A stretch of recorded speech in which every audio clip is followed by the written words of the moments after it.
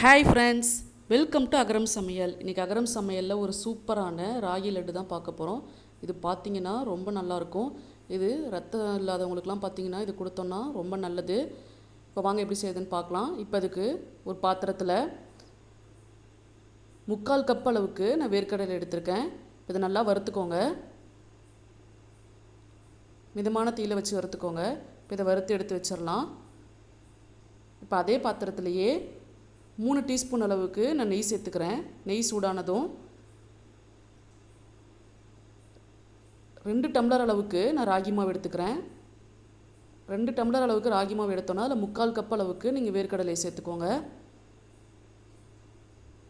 இப்போ இதை சேர்த்துட்டு நல்லா ஒரு 10 நிமிஷம் போல் மிதமான தீயில் வச்சு நல்லா வறுத்துக்கோங்க. இப்போ இதை எடுத்து வச்சிடலாம். இப்போ இன்னொரு பாத்திரத்தில் 1/2 கப்பு அளவுக்கு தூள் வெல்லம் எடுத்திருக்கேன். இப்போ அதை சேர்த்துட்டு 1/2 கப் அளவுக்கு தண்ணி சேர்த்துட்டு இந்த மாதிரி கரைச்சி, நீ கரைச்சா மட்டும் போதும், பாகுப்பதெல்லாம் தேவையில்லை. இப்போ இதை எடுத்து கரைச்சி எடுத்து வச்சிடலாம். இப்போ இன்னொரு பேனில் 15 முந்திரி, 15 பாதாம், 15 பிஸ்தாவை சேர்த்துக்கிறேன். இப்போ இதை சேர்த்துட்டு நல்லா வறுத்துக்கோங்க. இப்போ அது கூடவே 2 டீஸ்பூன் அளவுக்கு எள்ளு சேர்த்துக்கிறேன். இதில் பார்த்திங்கன்னா எல்லாமே சத்தான பொருள் தான் சேர்க்குறோம். இது ரத்தம் இல்லாதவங்களுக்குலாம் ரொம்ப நல்லது, குழந்தைங்களுக்குமே ரொம்ப நல்லது. இப்போ அது கூடவே 1/2 கிளாஸ் அளவுக்கு உலர் திராட்சை எடுத்துக்கிறேன். இப்போ இதை சேர்த்துட்டு லைட்டாக ஒரு கிளறி விட்டு ஸ்டவ் ஆஃப் பண்ணிடுங்க. இப்போ அந்த வேர்க்கடலையோட தோல்லாம் எடுத்துட்டு இந்த நட்ஸ் எல்லாம் சேர்த்துட்டு இந்த மாதிரி நல்லா அரைச்சி எடுத்துக்கோங்க.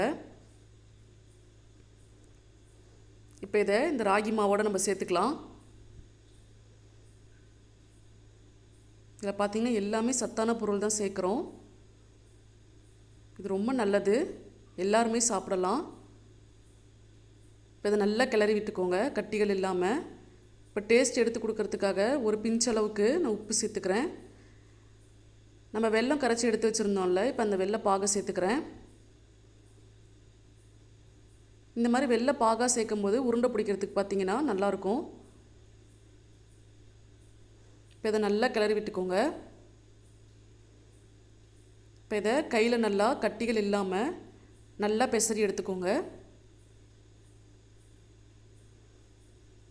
இப்போ அது கூடவே 1 டீஸ்பூன் அளவுக்கு நான் நெய் சேர்த்துக்கிறேன்.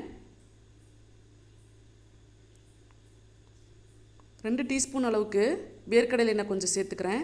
இப்போ அது கூடவே 2 டீஸ்பூன் எள்ளு சேர்த்துக்கிறேன்.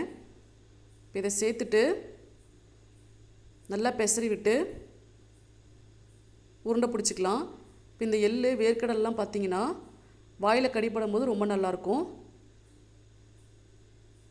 இப்போ இந்த மாதிரி நல்லா அழுத்தி உருண்டை பிடிச்சி எடுத்து வச்சுக்கோங்க.